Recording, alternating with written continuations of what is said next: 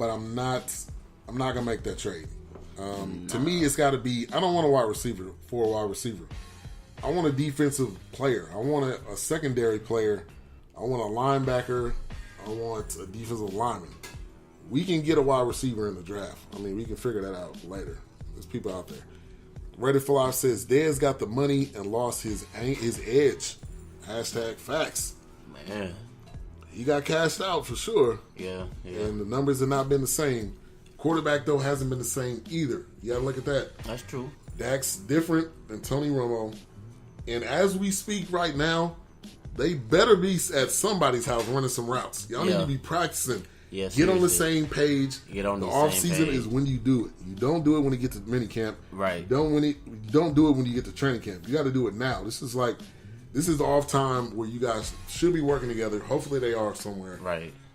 So they got to factor that in. Yeah, y'all got to get together and get it together. Yeah. Go to CC's and write up the routes. Do whatever you got to do, dude. Go to the YMCA. Some. Do like Melo was doing in the off season. Melo was hooping at Lifetime Fitness with LeBron was there. I think Westbrook was there. Go somewhere, work on. NBA players though do a lot better on the off season stuff though. They do. You know, so yeah. Rangers. Spring training is for the Rangers this year. My hopes are not very high. Just pitching doesn't look that great. If they even make it to the playoffs, I would be happy with that. I don't know what their plans are this year. They're probably going to be sellers and not buyers at the trade deadline. They're trying to stack up on their picks. And the Rangers, man, when they went to those 2 World Series, honestly, I was like, we here. This is it. Man, for real. And then from there on, it's been a disappointment after disappointment. Decline, yeah. Yeah. I don't know. But it seemed like, you know, you talking about loving Texas earlier, it just seemed like that's what we do as Texas teams. Yeah. Like we get like San Antonio did it, Mavericks did it, Cowboys did it, Rockets. Yeah. Like, you know, back in the day, you know, but because they a lot better than Rockets. But yeah, it's like seemed like a lot of Texas teams do that. We hit our mark and then we just be like, man, we didn't lose it, man. They're not calling her to me, man. I don't know, we get our never happy. Yeah. Man. I don't know what that is. Yeah, this is a complete side note right here. But I'm on Tyler Butler's Facebook page and he got some cookie. First of all, it's in a mug with ice cream. Then on top of that, it looks like it's ice cream or something. On top of that, it's a cookie. It's a cookie sandwich. Yeah. God. On top of that, it's more ice cream. On top of that, it's a cookie. I'm about to share this out right now so y'all can see what this is. But so the Rangers getting ready to start. Like I said, my hopes not that high. Cowboys season over with. We talked about that. Yeah. The Stars, not really that much into hockey, but they are on the brink of getting a wild card spot. We'll see what happens there. So Texas teams as a whole, Dallas Fort Worth teams as a whole, the majority of them are struggling right now. The only good one right now is the Dallas Stars, and that's the hockey team. So we'll see. We'll see what happens. I'll definitely keep you guys posted. Got to keep you posted on the Dallas sports. So I decided to do a topic or a segment on rap/hip hop, old school versus new school. So we're going to talk about a couple of different artists versus each other. I want you guys to pick. Also, Cleo, throw in any ones that you think of, anything that you want to throw in. But you look at groups. Migos. There's 3 of them. Not that much of a fan of their music, but I would say if I was like a club goer, I bet you that music is fire in the club. Right, when you hear a Migos song, I'm sure you probably could be going. But another group, a 3-person group that I wanted to do a matchup with is the Locks. You had Jadakiss, you had Chic, and you had Styles P. So if you had to pick between those 2, doing old school versus new school, again, this is kind of another get off my lawn type of segment, but it's an age-old debate. It's a debate that will always go down, old school versus new school, everything. But if you had to pick one or the other, who would you pick? Yeah, I'm gonna rock with the locks, just based off the, cause I mean, I rock with all of the locks, but just off the fact that it's Jadakiss, like I rock with Jadakiss alone, like like that laugh, like, you hear that laugh, it's about to be some fire. So yeah, I mean, like you say, the Migos, it'd be about, like you said, it's a vibe, I guess.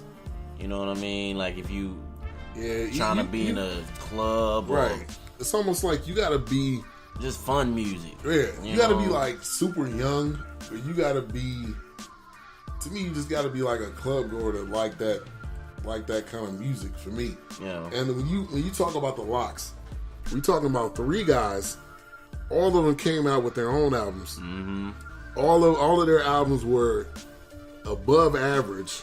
I don't know if any of them have any kind of 5 mic, source type like albums, but they could all flow. They could all their lyricism was, to me, was amazing with those 3 guys. Yeah, I don't think Migos, I can't say that. I can't say that they have lyricism. I can't say that they have what the Locks had. Go back over there. Excuse me. I can't say that the Migos has that. But there's a time and place. There's a time for all music. There's a time. There's an era for all music, and this is the Migos era. I'm not gonna hate on them and say that they're not rocking right now. There's people, everybody, anywhere, everywhere, listening to Migos. But if I had to pick one of the 2, if there was one last album I could have, or one last collection, it would be the Locks. Yeah, it got to be the Locks. Like you say, Migos. They more so, like you say, for this era. This era is kind of more so just creative, more than and melodic, if you will, more than into wordplay and all that type of stuff. But I mean, with me, I would just say, because the Migos, to me, they don't have that body of work. I know the Locks, they they've proven themselves. You know what I mean, like for sure. Yeah, and then they also, I would say this, and Big O says protest. I don't know if did you read what I just typed? Did you picking Migos over the Locks? Please tell me that's a no. Please, you gotta respond. You gotta follow up with your comment, because I don't know. He said Migos not better than True. Facts. You talking about Silk the Shocker and Master P? I'm finna say, is he talking about? You talking about them?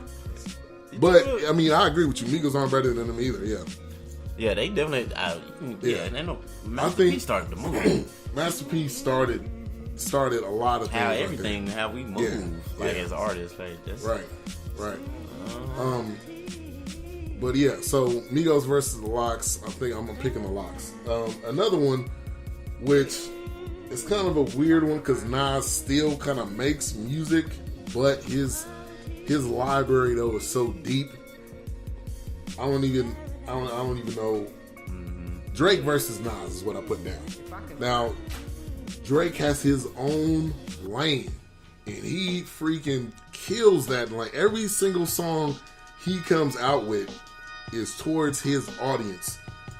Is he gaining outside? Is he gaining more people through his music? Yes, because his music is played on almost every single station. Nas did not get as much radio play. Nas did probably not get as much as Drake. But for me, I'm a lyricist type of guy. I'm gonna listen to the words. I'm not just listening to the beat. And Drake's music it's a different genres. But I still want you guys, the chat room, to give me a pick. But if I had to pick one to have in my collection forever, it would be Nas. Yeah. From Illmatic all the way up to Stillmatic to Hip Hop Is Dead to the double CD he came out with. But who would you pick? I mean, me personally, I don't know. Maybe I'm biased because I'm a Jay-Z fan, but I think I would pick Drake over Nas in this case, because I just never really rocked with Nas like that. Like Jay-Z was beefing with Nas. I don't know. I think they just kind of turned me away from Nas. Like, I mean, like you say, Nas is very much so a lyricist. I always checked out his body of work, but I just kind of rocked more so with Jay-Z. So in this case, I think I would more so listen to Drake over Nas, because because of that situation. Like so. Okay. And you know, the Jay-Z versus Nas battle was epic. I mean, just the two of them going at each other. Now, I was in college, man. I remember. Yeah, that was. It was all on TV. The other thing is, we didn't even know. We didn't even know they had a beef. No, it just came out of nowhere. You popped in the Jay-Z Blueprint album. You hit Takeover, and you're like, whoa. Did he just go after? And then that beat, that doom. Yes. And then Ether, the follow-up too. Yeah, I mean, Ether, I ain't gonna lie, he came back with it. Yeah. They went straight at each other. Mm-hmm. But I think Drake is part of the new school. Drake is part of the new school music. Nas is to me considered part of the old school. I don't consider him a part of the new style of what rap is right now. Here's an interesting one. This is kind of a West Coast right here, well, West Coast battle. G-Eazy, he's new. He's a new artist. I kind of like his music. I grew up in the Bay Area. He's from Oakland. Now, Dr. Dre only really came out with 2 albums, The Chronic and well, he came out with that Compton one, but I don't know if that counts as. He came out with. I feel like he came out with 3. Because one flopped. Something flopped he came out with, and then he came out with The Chronic. Oh no. I think something before The Chronic 2001. Yeah, he had that Aftermath album. I think that's what it was. Oh, okay, that's what it was. Because he had that I've been there.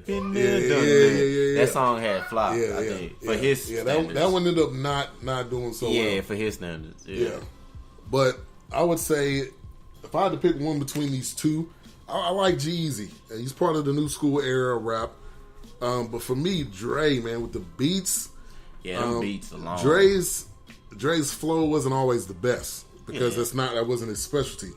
But he could still flow with some of the best. Yeah. That's what I was going to say. I would have to go with Dre. I mean, that Chronic 2000 album, I could go through every last one of those tracks today and still sing all the words today. And I don't even really listen to that anymore. And I could still go through the whole album, listen to the whole thing, and do the whole thing all over again. Yeah, it's definitely a classic. Yeah, but that's definitely a classic one. And I would definitely have to go with Dre. You know, doing old school versus new school. Yeah, I'm definitely gonna go with Dre too, man. Yeah. I'm definitely, because like you said, man, I can remember riding with Dre is not, the first rapper I heard, but it's a part of that collection. Because I remember riding around in the car with my uncles as 5 years old, 4 years old. They had the thump in the back, the speakers, and it was just like they would be playing that Chronic, the Chronic album, and I remember all the skits. But if nothing else, like I remember all the skits they would do. Oh my God. Like I'd be like, bro, these was crazy. clowns, bro. Like they just some clowns. Funny, bro. But they did it right. It wasn't clownish to the point where you just felt like, okay, this is dumb. It was very well put together. Yeah, very well put together. But I do feel like G-Eazy, his album, because his single is club music. But his album is actually talking about something, so I feel like he's on his way to being something great. You know what I mean? I didn't know he was white either. Yeah. I didn't even know. His music is also played everywhere. It's not just played on the hip hop stations. It's played on the I guess what do you call that kind of music? Not R&B, but the pop. Pop. It's played on the pop stations too. Yep. And that's the flexibility that he has. And his audience is going to continue to grow, especially with what he's already came out with.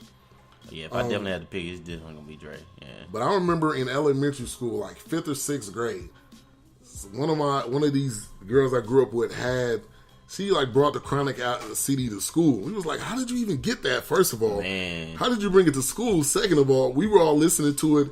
And for us, that was completely different. Because most of our parents was like, no, you can't listen to that. But when somebody was able to bring it to school, for real, we was able to somehow listen to it. And the skits on there, the D's Nuts skit. Yeah, there's... Funny story. I did that in high school. We worked at Taco Bell. It was me and 2 of my partners. We worked at Taco Bell. We were all cool. He was the guy that I went to high school was like the team leader. Now he was like 19, and the rest of us was like 17, so that's probably why.